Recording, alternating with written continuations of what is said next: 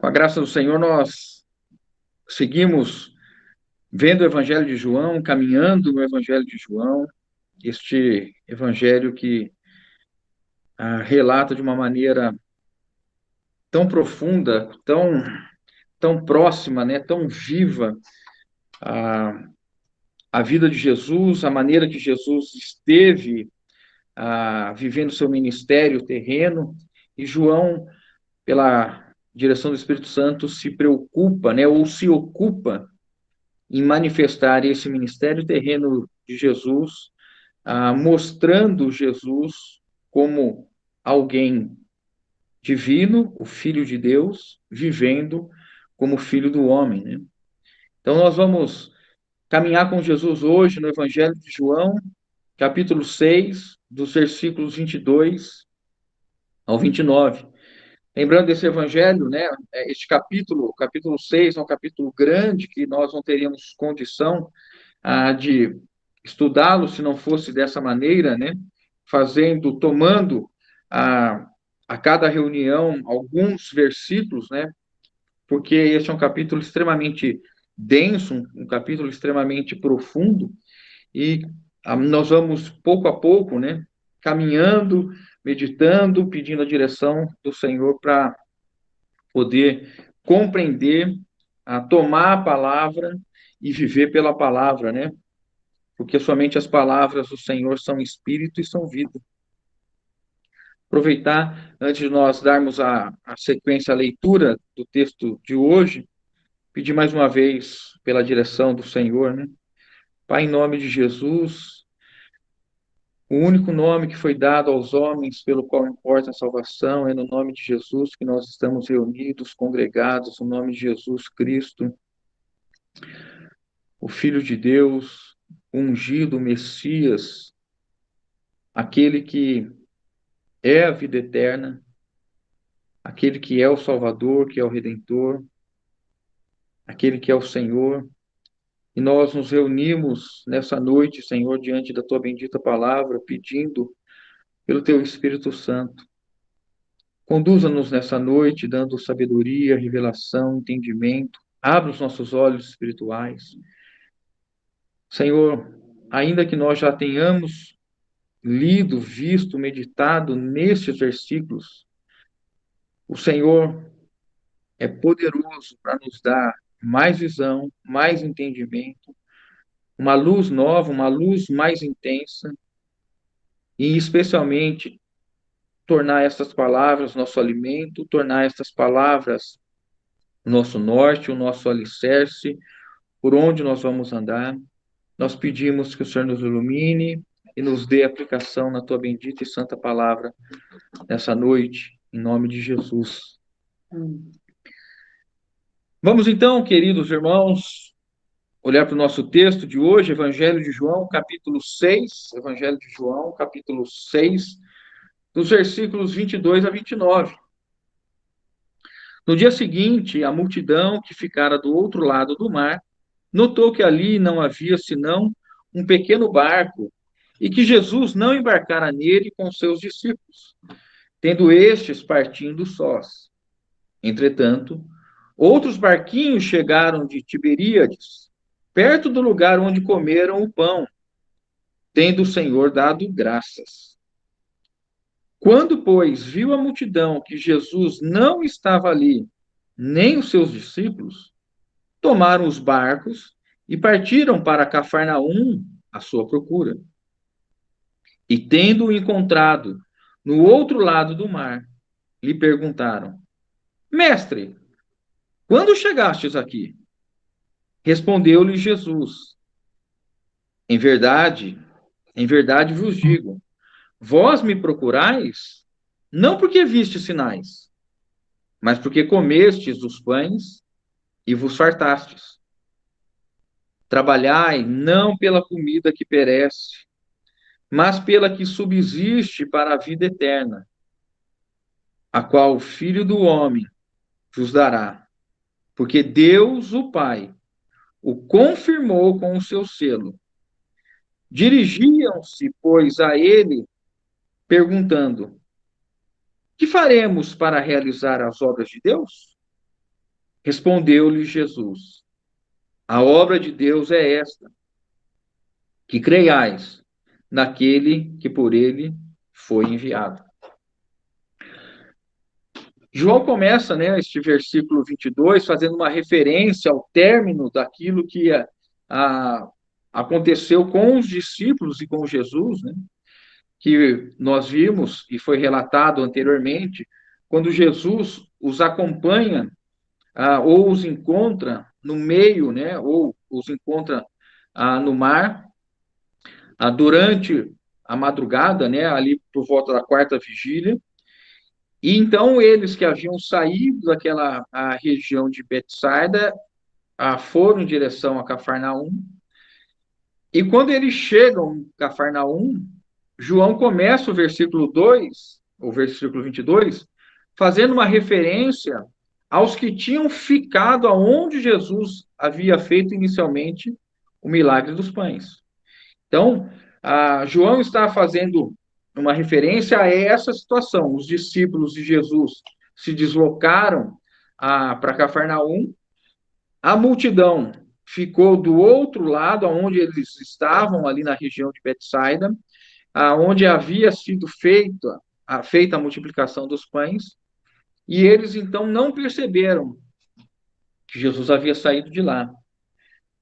No versículo 22, né, do 22 ao 23, eu vou ler de novo, e aí a gente começa a fazer a nossa meditação, quase que versículo por versículo, entendendo o que o Senhor quer, por meio deste texto, falar hoje com a sua igreja. Irmãos, todas as vezes que nós lemos a palavra, nós podemos rogar ao Espírito Santo que nos conceda a capacidade de olhar para o texto, receber a direção e a luz do Senhor, para que nós vivamos o texto hoje e esse texto seja aplicável para nós. O versículo 22, então, nos diz, vou ler de novo 22 e 23. No dia seguinte, a multidão que ficara do outro lado notou que ali não havia senão um pequeno barco e que Jesus não embarcara nele com seus discípulos, tendo estes partido sós. Entretanto, outros barquinhos chegaram de Tiberíades, perto do lugar onde comer o pão, tendo o Senhor dado graças. Então, nessa situação, né, essa multidão, quando viu Jesus subir ao monte, despedir os discípulos, né, foi o relato até o versículo 21, foi esse, né? Jesus compele os discípulos a irem tomar o barco, tomar o seu caminho no mar. Jesus fica, né? Os textos sinóticos tanto de Mateus quanto de Marcos e Lucas afirmam que Jesus compeliu os discípulos para saírem e Jesus sobe ao monte para orar.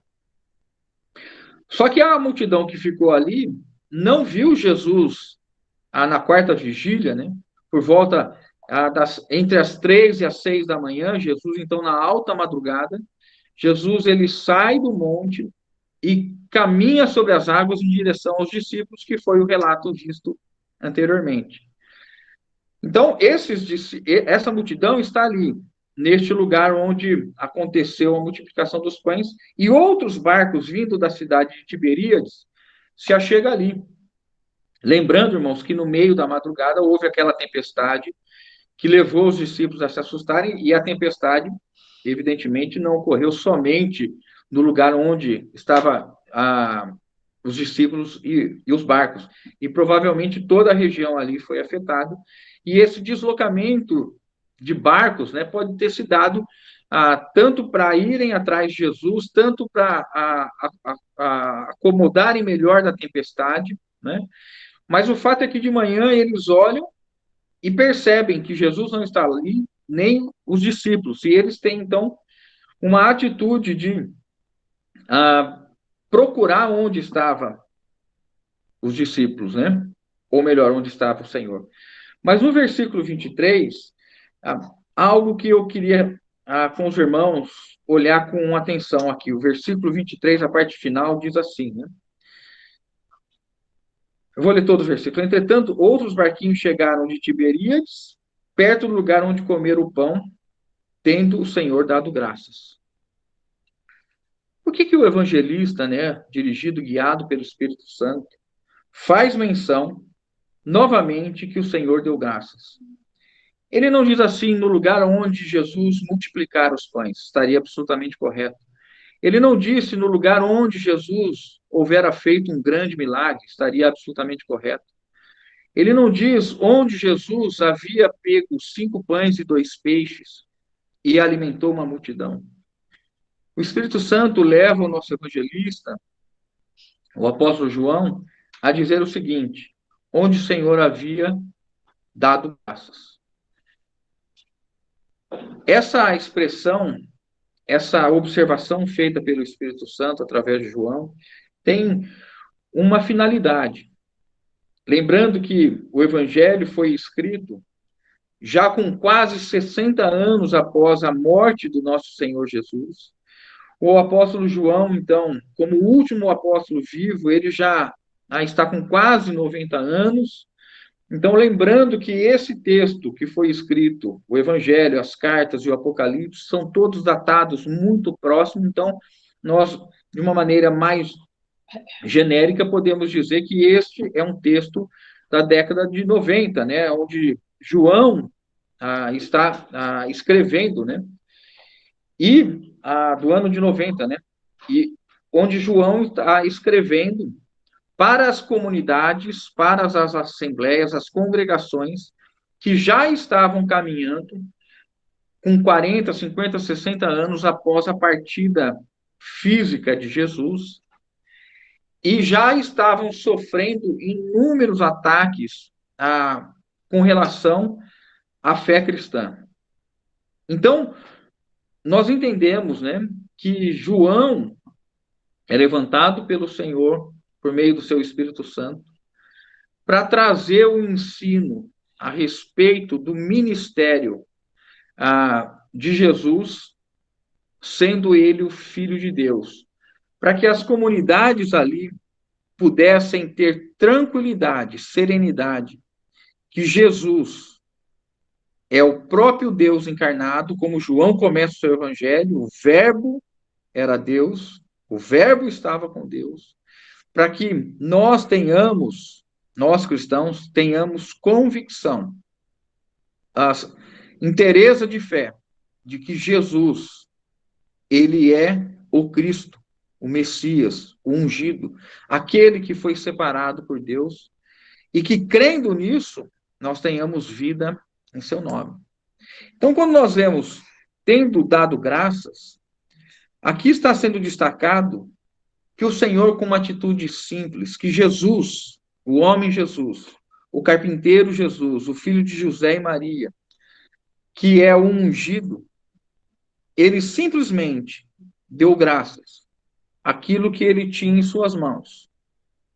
E, dando graças, ele realizou um estrondoso milagre de alimentar mais de 5.000 pessoas, a ponto de todos se fartarem e ainda recolherem o excesso de comida, que seria e serviu para alimentar tantos outros. Jesus simplesmente deu graças quando teve o alimento em suas mãos. Então, João está destacando toda a divindade de Jesus, mostrando que a realização disto, de um milagre, de um sinal tão grandioso, ocorreu com uma atitude tão singela, mas tão poderosa. Ele pegou o pão e o peixe, e conforme a relato dos sinóticos, olhou aos céus, deu graças ao Pai, e aí começou a se operar a multiplicação. Nós não sabemos quantas horas Jesus ficou multiplicando os pães e peixes.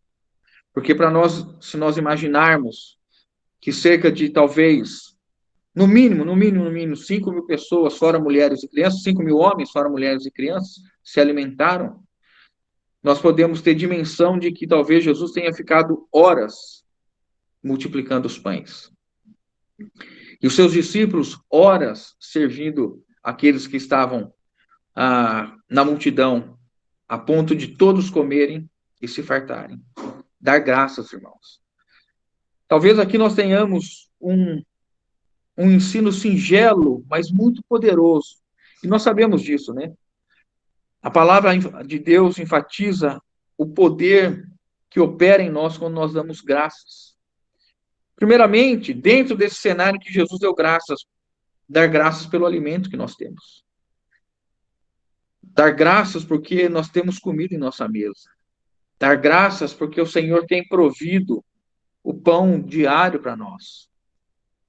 Dar graças porque nós temos comida e bebida. Talvez nós não tenhamos um banquete, talvez nós não tenhamos excesso, mas nós temos comido todos os dias. E nós devemos ter um coração de gratidão, porque dar graças é isso, é reconhecer que Deus opera a favor de nós diariamente quando nós temos algo para comer. E nós devemos ter essa atitude de Jesus, de dar graças. Mas não somente com relação ao alimento, a vida do cristão é uma vida de rotineiramente, cotidianamente, dar graças, de manifestar gratidão, porque as misericórdias do Senhor se renovam a nosso favor diariamente. Irmãos, é sempre importante nós meditarmos nisso, que se não fosse pelas misericórdias do Senhor, nós deveríamos ser destruídos, e que pela sua bondade nós estamos aqui, e o Senhor tem cuidado e suprido a cada um de nós. Os irmãos, acho que é um texto que vem à mente de todos nós quando nós falamos de dar graças. É o texto que Paulo escreve aos Tessalonicenses em sua primeira carta, no capítulo 5, no verso 18, dizendo que nós devemos dar graças em tudo dai graças, porque esta é a vontade de Deus. Aonde é esta vontade de Deus opera, onde essa vontade de Deus é feita? Em Cristo Jesus, para convosco. Em tudo dai graças, porque esta é a vontade de Deus em Cristo Jesus para convosco. Nós normalmente, né, deixamos tantas circunstâncias nos distanciarem de um texto tão poderoso que nos aproxima tanto do Senhor, quando nós damos graças, reconhecendo que nós estamos debaixo de um arranjo, de uma providência. A Bíblia não diz, dai graça somente quando não houver problemas, dar graça somente quando não houver enfermidades, dar graça somente quando estiver com a conta bancária positiva, dar graça somente quando tudo está indo bem, quando você foi promovido, quando o chefe gosta de você. Em tudo dai graça significa que nós, como igreja, como filhos de Deus, reconhecemos que nós estamos vivendo cada dia da nossa vida debaixo da misericórdia, nós não merecíamos estar aqui. E que tudo que opera em nossa vida, que ocorre, é debaixo do arranjo da providência do Senhor. E a sua vontade para conosco é boa, perfeita e agradável. Sempre. Mas eu e você, muitas vezes, não vivemos dessa maneira, e isso não é uma condenação, um julgamento sobre cada um de nós, mas é a bondade de Deus que nos leva a olhar para o texto e saber que nós podemos sempre recomeçar nossa história com o Senhor a partir do nosso arrependimento e começar a pedir ao Senhor que Ele nos dê olhos para enxergar que nós estamos vivendo debaixo da graça do Senhor todos os dias. Quando Paulo se viu extremamente afligido, a ponto de ele orar 3 vezes, e nós sabemos, irmãos, que a utilização dessa palavra, que Paulo orou 3 vezes, não significa que ele orou 3 vezes numericamente, mas significa que Paulo orou até esgotar as instâncias. Paulo foi ao extremo na oração, e ele se entregou à oração, né? Indicando assim uma totalidade. Paulo esteve diante do Senhor inúmeras vezes, rogando, apresentando em todas as instâncias, né? Ele pediu, ele bateu, ele buscou, e aí o Senhor disse a ele, né?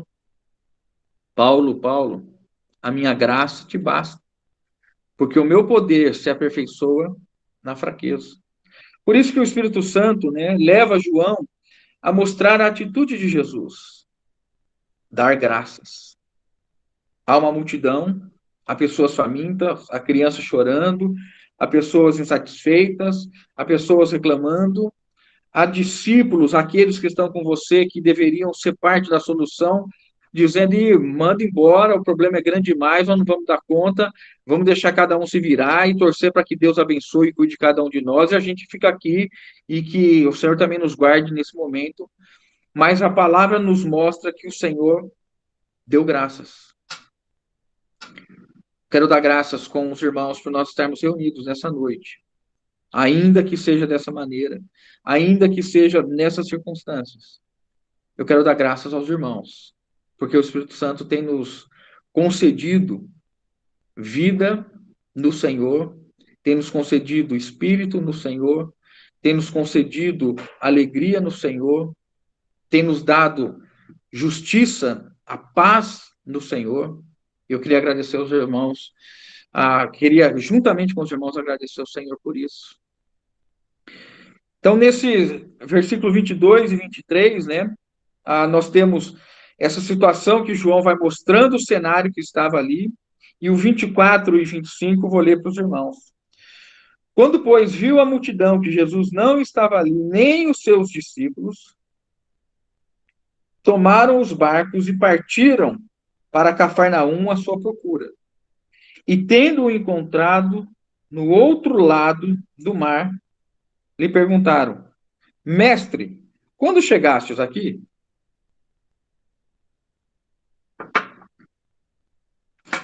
Quando eles encontram o Senhor, movidos, né, por esse desejo, e aqui o texto inicialmente está nos mostrando, eles queriam procurar, queriam estar com Jesus, queriam acompanhar Jesus, notaram a sua ausência e saíram em procura ao Senhor. Foram às regiões mais próximas, tomaram seus barcos, outros seguiram pela margem, que também o deslocamento era possível de se fazer pela margem, então tomar um barco era uma escolha, e eles vão atrás de Jesus, chegam em Cafarnaum e encontram o Senhor ali. Mas eles fazem uma pergunta, irmãos: Mestre, quando chegastes aqui? Isso nos provoca, né, um pensamento. Acho que nós faríamos isso, né? Eu, pelo menos, se eu estivesse ali, estivesse no lugar, eu vi Jesus subir para o monte, vi os discípulos pegarem o barco e irem embora. Aí eu não encontro Jesus. E quando eu venho para cá, ele está aqui, eu iria perguntar: Mestre, quando chegastes aqui? Essa pergunta é feita dentro de um raciocínio nosso muito lógico, muito coerente, irmãos. Porque o que eles queriam saber e o que eles estavam questionando naquele momento é como que Jesus, não agindo da maneira que nós agiríamos, ou não procedendo como nós imaginaríamos que qualquer pessoa procederia, ele sai de um lugar e vai para outro, e nós não tomamos conhecimento e não sabemos como isso aconteceu. De fato, quando eles falam assim, quando chegastes aqui, por trás dessa pergunta tem uma outra: como chegastes aqui?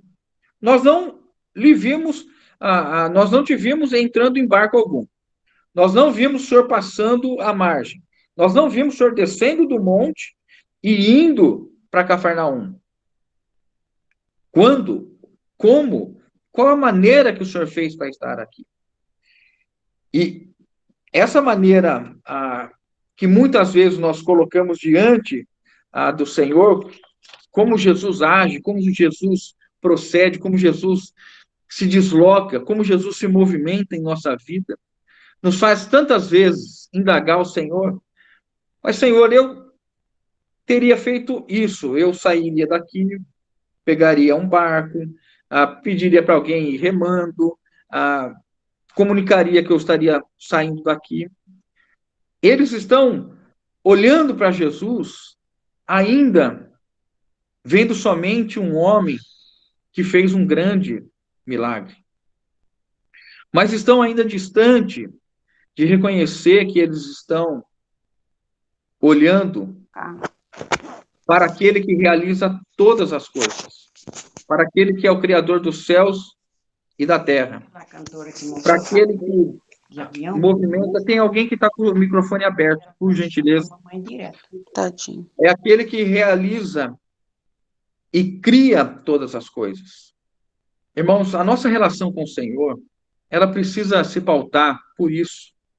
Nós estamos sempre, como diz o apóstolo João, diante do Messias, diante do Filho de Deus. Ou seja, Filho de Deus, nós já vimos, né, significa divino. Filho de Deus é uma maneira de dizer divino. Jesus é divino. E somente alguém divino age de maneira divina. E quando encontra conosco homens, humanos, caídos, o nosso pensamento é sempre um raciocínio linear. É daqui para ali, desse ponto para esse ponto. E Jesus, por ser divino, ele age da maneira que ele quer, da forma que ele quer, com os métodos que ele quer. E fazendo dessa maneira, ele pode realizar tudo sem que nós consigamos entender. Não é isso que Isaías diz a respeito de Deus? Os meus pensamentos são mais altos, os meus pensamentos são mais altos do que os vossos pensamentos. Os meus pensamentos são de cima, os vossos pensamentos são de baixo. Há uma tendência nossa de quando nós olhamos para Jesus, o Senhor, nós queremos esquematizar, nós queremos formatar a maneira que Deus vai agir. Por isso o espanto, por isso que às vezes nós ficamos perplexos diante da maneira que Deus age. E isso não deveria acontecer conosco, porque nós já estamos com um coração. Deixa eu falar porque eu vou falar do coração. Os irmãos lembram quando em Marcos é dito que os discípulos não entenderam o sinal, o milagre dos pães, e eles estavam com o coração endurecido? Por que foi dito isso a respeito dos discípulos? Coração endurecido é uma maneira de dizer, não que o coração, hoje, na nossa cultura, na nossa linguagem, falar que alguém tem um coração endurecido significa que ele é destituído de sentimento, que ele tem um coração duro, que é uma pessoa rude, que é alguém que não é emotiva, não é? A pessoa está com o coração endurecido, ele está com raiva, ele está muito. Mas aqui, no sentido da língua original, coração endurecido significa que o raciocínio, os pensamentos, os sentimentos não progrediram. Eles não pensaram de uma nova maneira. Eles estavam estagnados. Eles não foram, na linguagem do Novo Testamento, não tiveram uma renovação de mente. Não subiram o próximo degrau do conhecimento do nosso Senhor. E é nesse sentido que nós olhamos, quando há essa pergunta para o Senhor, como chegastes aqui? Ou quando chegastes aqui? Quando simplesmente eles deveriam dizer, Senhor, nós te louvamos porque te encontramos mais uma vez. Aí Jesus responde para eles, né, o versículo 26. Respondeu-lhe Jesus, em verdade vos digo, vós me procurais, não porque vistes sinais, mas porque comestes dos pães e vos fartastes. Jesus olha para eles, né, e não responde como, quando Jesus chegou ali. Exatamente por isso. Porque Jesus é divino. E a maneira de Jesus agir, como Jesus fez com Filipe, né? O experimentou, porque ele bem sabia o que iria fazer. Filipe, onde vamos comprar tanta comida? Jesus não responde a pergunta deles. Jesus poderia dizer, olha, eu vi os discípulos, vi que a tempestade os alcançou, então eu desci do monte e fui andando sobre o mar e os conduzi até aqui. Mas Jesus, no seu grande amor, irmãos, na sua grande misericórdia, ele vem iluminar e tratar no sentido de trazer para consigo, no sentido de resgatar, no sentido de nos levar sempre a estar com Ele com o coração adequado. A luz do Senhor, ainda que seja uma reprovação da nossa atitude, dos nossos atos, é sempre uma manifestação induvidosa do seu amor para conosco. Sempre quando o Senhor, ainda que nos corrija, quando Ele nos ilumina corrigindo o nosso coração, Ele ainda o faz porque nos ama e nos quer conformar a imagem, a sua própria imagem. E Ele, então, fala para eles o seguinte: olha, vocês não tiveram aqui pelos sinais. Vocês estão aqui porque vocês comeram pães. E vocês se fartaram desses pães. Isso foi ontem. E hoje, novamente, vocês estão com fome e querem novamente que eu passe a alimentar vocês dando pães. Se vocês estivessem aqui por causa dos sinais, vejam que parece que Jesus dá um passo atrás com eles, porque Nicodemos, quando foi a Jesus, disse o seguinte: Mestre, não é possível que alguém que faça os sinais do Senhor não seja da parte de Deus. Nicodemos reconhece que Jesus é da parte de Deus, ainda que não tivesse um pleno conhecimento dele, e nós sabemos, e essa é a nossa experiência também, o nosso conhecimento do Senhor, ele é progressivo, né? Mas os sinais para Nicodemos serviu para que Nicodemos se aproximasse dele, de Jesus, reconhecendo que ele vinha da parte de Deus. Aqui parece que Jesus dá um passo atrás porque a multidão está com uma situação ainda interior ou anterior ao reconhecimento do envio de Deus, porque ele realiza, do envio de Jesus da parte de Deus, porque ele realiza sinais. Eles estão ali porque eles comeram e estão plenamente saciados. Quando Jesus fala assim, nem foi pelos sinais, Jesus está dizendo o seguinte: olha, os sinais, eles devem levar vocês a reconhecer que eu sou o Cristo, o Filho de Deus. Deve fazer com que vocês reconheçam o meu poder, a minha divindade. Mas isso não aconteceu com eles. Eles estavam presos em algo que nós corremos risco de ficar presos também hoje, irmãos. E nós vamos ver logo agora. Mas é importante destacar isso, irmãos. Nós temos visto, né, o Evangelho aqui em João, no capítulo 20, o versículo 30 e 31. Eu vou ler mais uma vez para os irmãos, né? Já lemos várias vezes, mas é a essência pela qual o Evangelho de João foi escrito. É importante nós termos isso no nosso coração. E sempre que lermos o Evangelho de João, nós precisamos tomar esse óculos. Versículo 30 e 31 do capítulo 20. Na verdade, fez Jesus diante dos discípulos muitos outros sinais, que não estão escritos neste livro. Estes, porém, foram registrados para que creiais que Jesus é o Cristo, o Filho de Deus, e para que, crendo, tenhais vida em seu nome. Então, Jesus está dizendo assim: se vocês tivessem visto os sinais, compreendido os sinais, vocês estariam aqui hoje, porque reconheceriam que eu sou o Cristo, o Messias, o ungido, sou o Filho de Deus, sou divino, sou o Verbo que se fez carne, e vocês creriam em mim e teriam vida quando vocês proclamassem que eu sou o Salvador e o Senhor de vocês. Mas isso não aconteceu. Vocês se satisfizeram.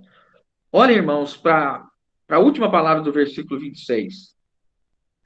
Vocês estão fartos. A comida terrena satisfez vocês. A comida terrena, que é talvez a necessidade mais elementar do homem, foi o suficiente para que vocês se dessem por satisfeitos nessa vida terrena. Vocês então comeram ontem, se satisfizeram, e novamente vêm a mim para que eu seja alguém que dê pães para vocês comerem diariamente. Vejam, irmãos, seguir alguém que tem poder para me alimentar todos os dias de uma multidão, sem exigir nada, e me dar somente pão, não é o desejo e não é uma visão maravilhosa? Não estimularia você, eu, a estarmos diante de Jesus e seguindo a Jesus? Jesus é bondoso, ele dá dádivas. Ele deu pães a milhares, peixes a milhares de pessoas.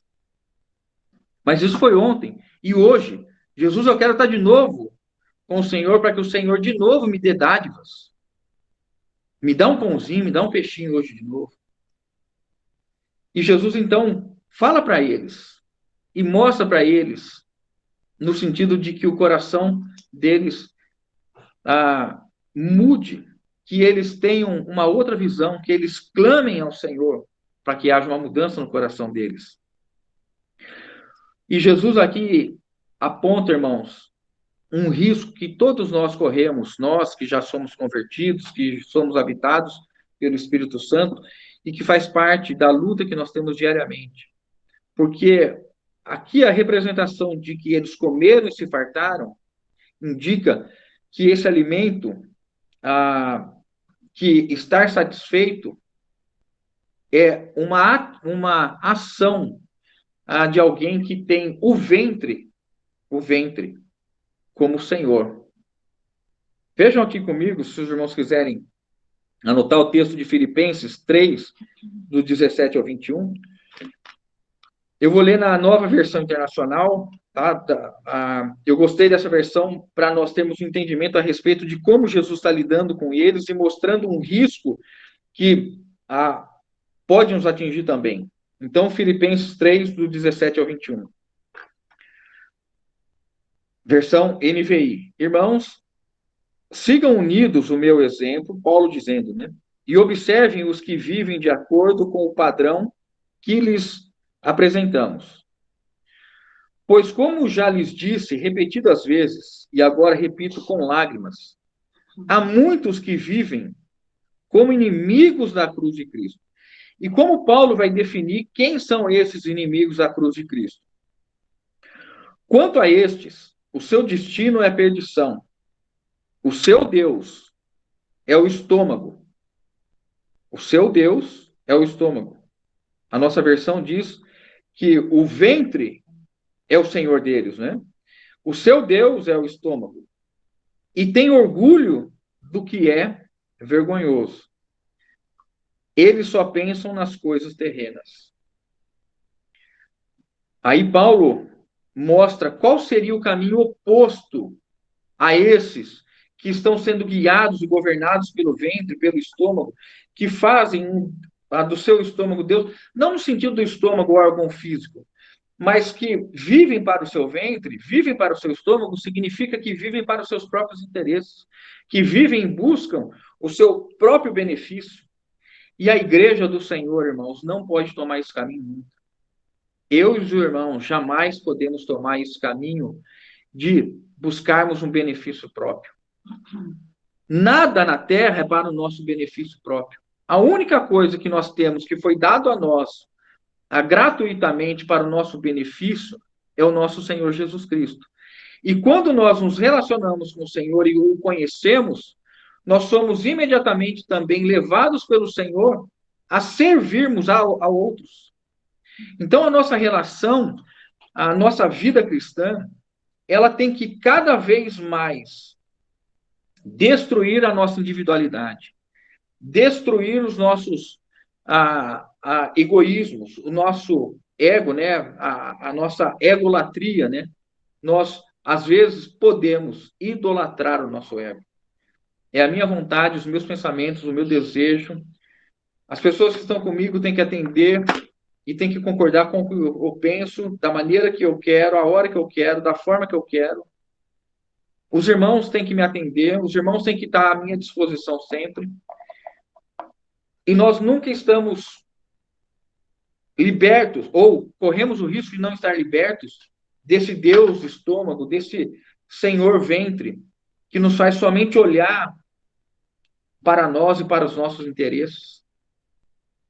E nós deixamos de olhar para a cruz quando Cristo foi à cruz pelos interesses do Pai, porque era a vontade do Pai que o Filho fosse entregue como cordeiro, como sacrifício, para que todo aquele que nele crê não pereça, mas tenha a vida eterna.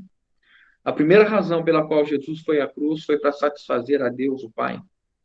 E de igual modo, a igreja hoje vive para o seu amado, vive para o seu noivo, vive para o seu Senhor, para aquele que morreu pela igreja.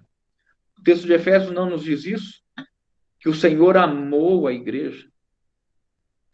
Então, Jesus está mostrando assim: tome cuidado, prestem atenção. Se o que tem feito vocês se moverem e se dirigirem a mim não é um interesse pessoal, um interesse próprio, se não há uma pretensão de me fazer alguém que vai ser somente aquele que lhe atende os seus desejos, a sua vontade. O apóstolo Paulo, em 1 Coríntios 15, 19, um texto também conhecido nosso: se a nossa esperança em Cristo se limita apenas a esta vida, somos os mais infelizes de quem? De todos os homens. Novamente, irmãos. 1 Coríntios 15, 19. Se a nossa esperança em Cristo se limita apenas a esta vida, somos os mais infelizes de todos os homens. Ir a Jesus para ter o pão, para satisfazer a sua ambição, satisfazer o seu desejo. Ir a Jesus para que ele conceda coisas somente materiais, terrenas. Esses que agem dessa maneira são os que se levantam em oposição à cruz de Cristo. É sério isso, irmãos? Nós não podemos nunca tomar esse caminho. O que te faz estar com os irmãos? O que te faz congregar com os irmãos, com esses irmãos, com essa assembleia? O que te faz viver com a tua esposa, com os teus filhos? Se não é uma responsabilidade assumida em Cristo Jesus, de nós servirmos a eles como se servíssemos ao Senhor de todo o nosso coração. O apóstolo João mesmo diz, né, que assim como Jesus deu a sua vida para nós, nós devemos dar a nossa vida pelos irmãos. Se alguém está olhando para o seu estômago, para o seu Deus estômago, não olha para a necessidade dos irmãos, a carência das pessoas, a fraqueza dos irmãos, não se preocupa com a deficiência, a dificuldade, se coloca como padrão para os irmãos, porque eu venci uma situação como essa, então age, às vezes, com soberba, com arrogância. Ah, irmão, larga a mão de ser mole, eu já passei por isso e venci. Não, irmãos. O que o Senhor está dizendo para nós é: não olhem, não vivam para si mesmos. Não tomem o caminho de servir ao Deus estômago. E aí o apóstolo Paulo, ele segue, né? Desculpem, irmãos, eu fui para Coríntios, agora vou voltar para Filipenses, porque Paulo dá o contraponto desses que nomearam o ventre como Deus e estabeleceram, grifem isso, irmãos, no versículo 19, né? Só pensam nas coisas terrenas. Esses que buscam o alimento e vivem somente, novamente, né? Alimento no sentido de satisfação pessoal, né? Não necessariamente o alimento físico, tá bom, irmãos? Mas aqueles que se opõem a Cristo, que se opõem à cruz de Cristo, são os que estão buscando em Cristo Jesus, nessa terra, hoje, viver para satisfazer planos, ambições, desejos. Quantas vezes nós vemos e podemos incorrer nessa situação porque nós temos tendências, atitudes, gostos terrenos e queremos revestir essas coisas espirituais e usamos o nome de Jesus para dizer que nós estamos fazendo isso para Jesus. Na verdade, nós estamos somente alimentando o nosso Deus estômago e dizendo que é porque eu estou buscando a Jesus. E Jesus está dizendo: nem por sinal, Alex, você veio Você veio porque você quer que eu seja este que te alimenta todos os dias e você fique satisfeito e se farte nessa terra. O meu reino não é deste mundo. Então aí Paulo, né, Filipenses, só para concluir aqui, o versículo 20 e 21. Filipenses, capítulo 3, 20 e 21. Paulo diz assim: a nossa cidadania, porém, está nos céus, onde esperamos ansiosamente um Salvador, o Senhor Jesus Cristo. Pelo poder que o capacita a colocar todas as coisas debaixo do seu domínio. Versão NVI, tá, irmãos? Ele transformará os nossos corpos humilhados para serem semelhantes ao seu corpo glorioso. Então, o Espírito Santo usa Paulo para dizer o seguinte: cuidado, há alguém que se opõe à cruz. Esse alguém é o Deus estômago, o Deus ventre, que busca somente seus interesses. Mas nós, igrejas, vós que sois habitados pelo Espírito Santo, vós que conhecem o Pai, que conhecem a Jesus, que conhecem o coração de Deus, o seu plano de edificar a sua igreja, de conformar-nos à sua imagem, nós temos um outro caminho. A nossa cidadania está nos céus. E nós esperamos não tornar Jesus alguém somente para essa vida, numa linguagem ilustrativa, fazer que Jesus seja um Papai Noel, alguém que nos atende terrenalmente. Os irmãos entendem quando eu estou usando esse termo, né? Vamos seguir, irmãos? Oh, amado Senhor Jesus, eu anotei aqui o seguinte: nós temos necessidade nesses dias de, como igreja, considerarmos a maneira que temos vivido a nossa experiência e conhecimento de Jesus, para diante dele estarmos considerando se o modo que vivemos lhe é agradável. Pois não é somente recebendo dádivas que nós o agradamos, mas é nos aproximando e nos entregando ao doador, para que possamos então viver uma vida como noiva que ama e vive exclusivamente ao seu Senhor, ao seu noivo, e não ao seu ventre. Há mais um ponto aqui antes de nós passarmos para o próximo versículo, irmãos. Há uma grande influência nesses dias, para desvirtuar o papel da igreja. Os irmãos sabem claramente do que eu estou falando. A igreja é coluna e baluarte da verdade, a igreja sustenta a verdade, e a igreja não pode se omitir a verdade. Quando Jesus deu o pão, ou os pães, a comida, eles se alegraram e rapidamente se motivaram a buscar Jesus no dia seguinte. Mas lembre, irmãos, João começa dizendo que a graça e a verdade vieram por meio de Jesus Cristo. Se nós entendermos que dar ao pão, num sentido de ampliação do texto, nós vamos entender que quando Jesus deu os pães, Jesus está manifestando graça. Mas agora Jesus está falando a verdade com eles, falando a respeito do coração. Nós devemos, por amar as pessoas e sabermos o destino daqueles que vierem a morrer sem crer em Jesus, qual é o destino que lhe está assegurado, a condenação eterna, nós não negligenciamos e não somos omissos à verdade. Mas nós falamos a verdade em amor, amando as pessoas, amando aqueles que vão ouvir. Nós não estamos atirando pedras quando nós falamos a verdade. Nós estamos abrindo o nosso coração para que as pessoas conheçam o amor de Cristo que nos alcançou. Nós estamos levando o pão com o qual nós somos alimentados, para alimentar a outros. O pão multiplicado pelo Senhor é agora o pão que nós adicionamos à vida das pessoas. Não é isso? A matemática de Deus é essa, né? Jesus é o multiplicador e nós somos os adicionadores. Jesus multiplica e nós adicionamos.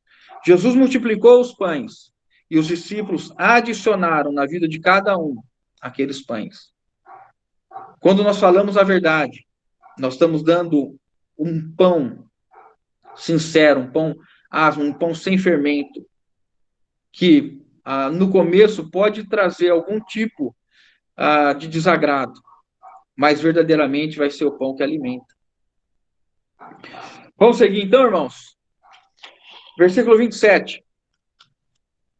Trabalhai não pela comida que perece, mas pela que subsiste para a vida eterna. Versículo 27, né? João 6, 27. Trabalhai não pela comida que perece, mas pela que subsiste para a vida eterna, a qual o Filho do Homem vos dará, porque Deus, o Pai, o confirmou com o seu selo.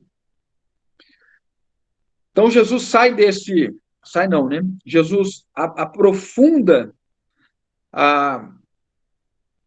o seu diálogo com a multidão, com aqueles que estão seguindo, dizendo, olha, se eu estou mostrando para vocês que vocês não devem estar vivendo para uma vida terrena, como seus projetos e planos, e o projeto de Deus, o plano de Deus fosse somente para essa vida terrena, há um caminho pelo qual ou em qual vocês devem se dedicar. Trabalhai não pela comida que perece, mas pela que subsiste para a vida eterna. Jesus, então, aqui, irmãos, de uma maneira espetacular, ele abre uma visão celestial. Jesus é como se colocasse cada um daqueles com aqueles... como que fala para olhar no céu ali distante, países distantes, né? Como que é? Não é binóculo, é telescópio. Jesus coloca no telescópio mais potente e Jesus fala com eles assim: trabalhai pela comida que subsiste para a vida eterna. Jesus traz o assunto da vida eterna àqueles que estão vivendo, olhando para o seu umbigo, olhando para o seu ventre, e Jesus mostra que o plano de Deus para a vida deles é muito maior do que eles poderiam imaginar. Irmãos, essa é uma questão de visão. A visão secular qual é? O universo é um grande acaso, uma explosão causou o universo, de uma maneira assim que ninguém sabe explicar, tudo deu certinho, tudo explodiu, mas ficou muito melhor depois da explosão. Então nós temos um sol que ilumina, que aquece, nós temos uma esfera, uma atmosfera, onde nós temos meios de sobreviver, nós temos órgãos aqui dentro que precisam daquilo que está fora, mas nós temos meio de trazer o que está fora e nos manter vivos. De uma maneira inexplicável, nessa grande explosão, sementes surgiram, alimento surgiu, e a humanidade tem sido alimentada com toda a tecnologia e ciência hoje. Sem partir de uma semente, é impossível criar alguma semente. Os irmãos sabem que há um grande, né, na Noruega, há um grande celeiro mundial onde sementes do mundo todo estão armazenadas ali, imaginando na ocorrência de cataclismas que a humanidade possa recomeçar a partir dessas sementes. O que mostra toda a fraqueza, a incapacidade humana diante da criação. Mas vamos admitir, nos olhos dessas pessoas que olham com um olhar secular, né, o óculos deles é este século, e o universo é este acaso, né? A vida, o homem é alguém que levou muita sorte dentro dessa explosão e que está dando tudo certo para ele. Ele conseguiu, de uma maneira melhor do que os outros animais, né? Ele conseguiu ficar em pé e tem uma condição melhor do que os outros animais. E a história é só um dia após o outro e tudo vai acabar e tudo já passou para aqueles que já foram. E eu sei que os meus dias também vão terminar, então o que eu tenho que viver hoje aqui é o meu ventre, a minha satisfação. Mas quando nós pegamos este óculos celestial, essa visão celestial, essa visão de universo, essa cosmovisão bíblica, nós entendemos que o universo foi criado por Deus com o mais rigoroso detalhamento e que tudo está num arranjo perfeito, que o homem foi criado em imagem e semelhança de Deus para adorá-lo, servi-lo, amá-lo e para glorificar o seu Criador. E que a história é a união desse Deus que ama a sua criação, que diante da queda, ele entrega o seu Redentor, promove a redenção, e que ele vai concluir, vai culminar num lugar onde Deus e os homens se tornam um eternamente, né? Irmãos, Jesus está falando para eles: vivam, se entreguem, estejam com o coração posto naquilo que é eterno, naquilo que subsiste, que passará pelos portais da morte e entrará nos portais da eternidade. Aquilo que não é criação humana. E por que Jesus fala isso? Jesus traz para si uma condição exclusiva, porque no versículo 27 ele continua: essa vida eterna que subsiste, essa, né, trabalhar por essa comida, né? E essa comida é Jesus. Os versículos seguintes nós vamos ver nas próximas reuniões. Ele é o pão vivo que desceu do céu, ele é esse alimento. Então, essa comida que subsiste para a vida eterna é o próprio Senhor. Então, nós devemos viver para o Senhor, trabalhar para o Senhor, nos entregarmos para o Senhor. E aí, Jesus mostra o seguinte: ele diz, né?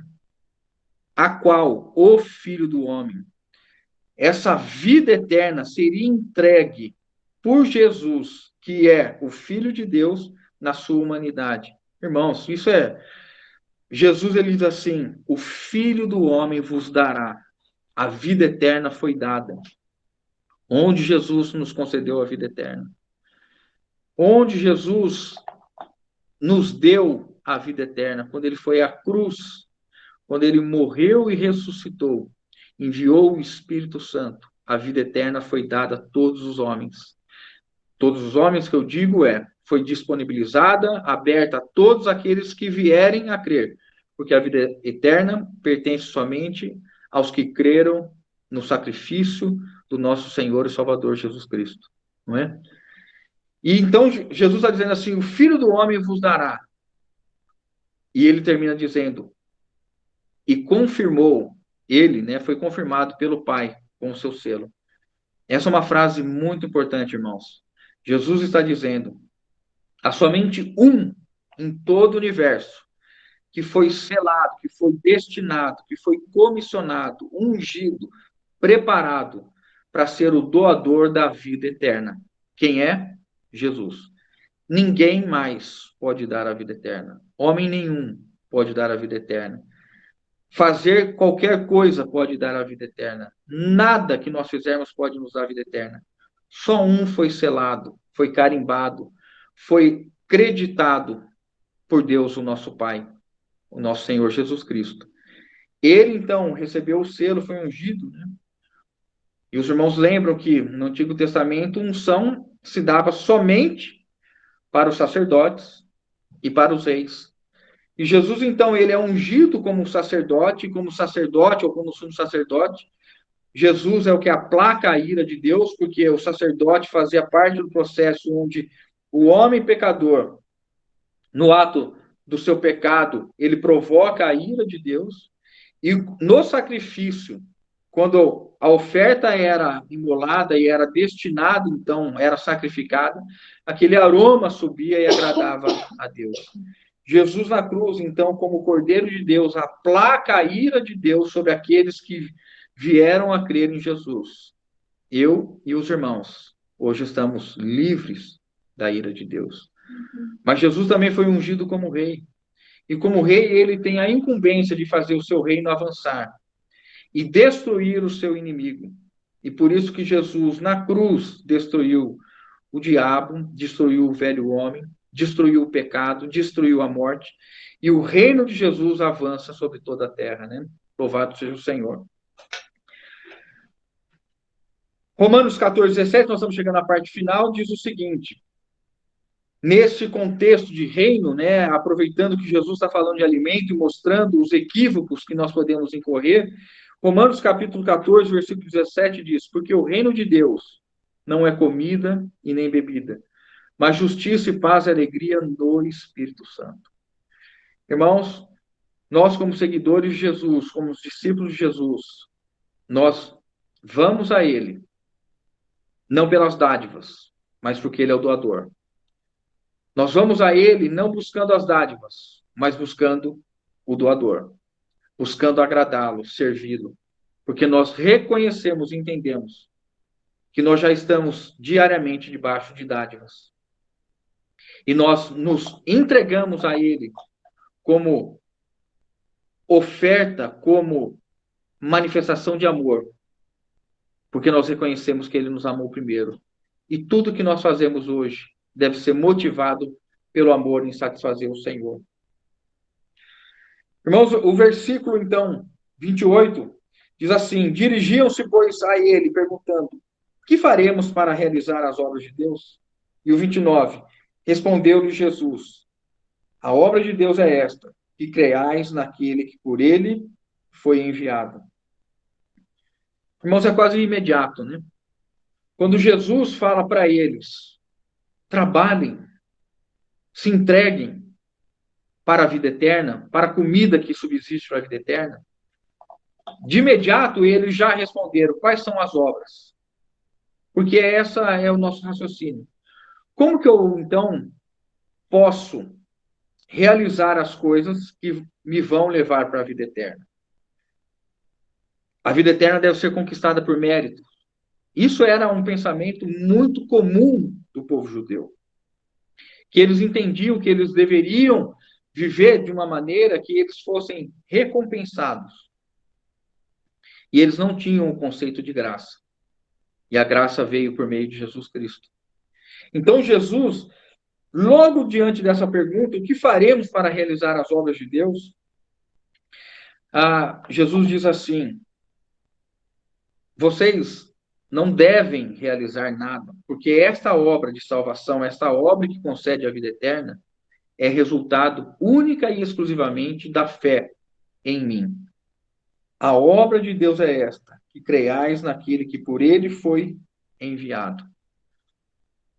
Jesus está novamente manifestando o seu amor, dizendo para eles: o que vocês precisam é reconhecer que os sinais que eu fiz me dão autoridade, me dão poder, me dão identidade de ser o ungido, o escolhido, o Filho de Deus, e que quando vocês creem no meu nome, vocês recebem a vida eterna, vocês têm vida eterna. Não é uma questão de obra, não é uma questão de realização. Obras, irmãos, é uma outra questão nossa, depois que cremos, que é a questão de galardão. Não é? As boas obras para as quais nós fomos criados é uma outra questão que Jesus não está tratando aqui. Jesus está falando de obter a vida eterna.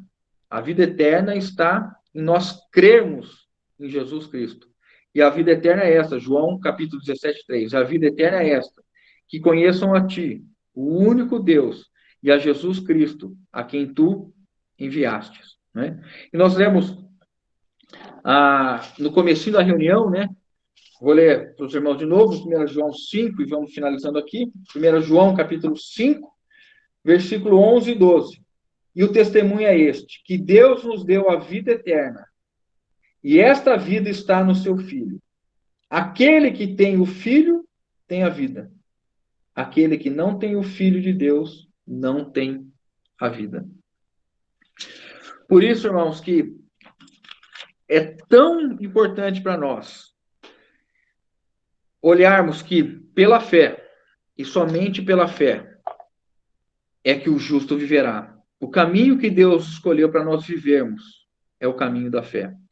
Porque quando nós cremos que Jesus é isto que está sendo anunciado por João no Evangelho de João, nós cremos que ele é o Messias, que ele é o Verbo encarnado, que nele está a vida eterna. Quando nós cremos nisso, a nossa vida cristã, que nasce nesse momento que nós reconhecemos Jesus e cremos nele, nós então passaremos a viver por ele. Não é isso que Jesus nos ensina? Nós vamos ver nos versículos seguintes desse mesmo capítulo. As minhas palavras são espírito e são vida. Quem de mim se alimenta, por mim viverá. Então, a vida cristã consiste em crer. Qual é o início da vida cristã? Crer. Quando nós cremos em Jesus, que ele deu a vida por nós, que ele é o Cordeiro de Deus que tira o pecado do mundo, que ele morreu e ressuscitou, e que hoje ele foi entronizado e é o Senhor, este ato nosso de crer vai nos permitir viver a vida cristã de uma maneira adequada. Não é mérito, não é obra, não é com quem eu ando, não é onde eu estou, não é com quem eu congrego, mas é porque eu creio no Filho de Deus, eu creio em Jesus, o enviado por ele. E aí nós terminamos lembrando o seguinte, irmãos. Efésios 1, 9 e 10, o último versículo que eu vou ler para os irmãos, os dois últimos. Desvendando-nos o mistério da sua vontade, segundo o beneplácito que propuseram em Cristo, de fazer convergir nele, na dispensação da plenitude dos tempos, todas as coisas, tanto as do céu quanto as da terra.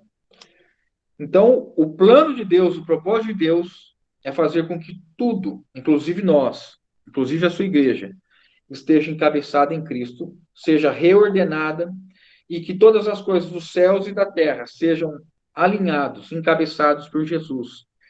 Porque Jesus, então, aí estabelece como cabeça a única maneira que é possível de agradar a Deus é vivendo por meio de Jesus. Por isso que nós somos criados. Essa é a razão da igreja. Este é o propósito do nosso chamado, de nós vivermos pela fé. Irmãos, nós não vivemos pelas emoções. Muitas vezes nós somos levados a viver por sentimentos, emoções. Outras vezes nós somos tentados a olhar para trás e dizer, nossa, como era bom quando estava aquilo, quando era naquele lugar. Irmãos, a vida cristã tem um tempo que se chama hoje. E nós vivemos hoje a alegria de estarmos no Senhor. O lugar da vida cristã é em Cristo. E a maneira que nós agradamos o Senhor é pela fé. Pela fé. Crendo.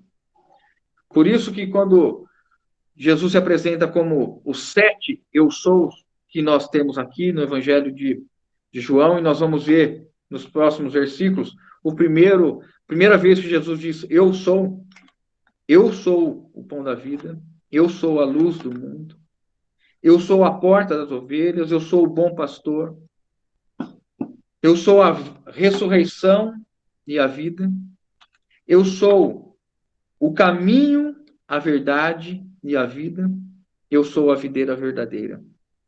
Por isso, meus amados irmãos, só existe um que tem o selo, que é Jesus.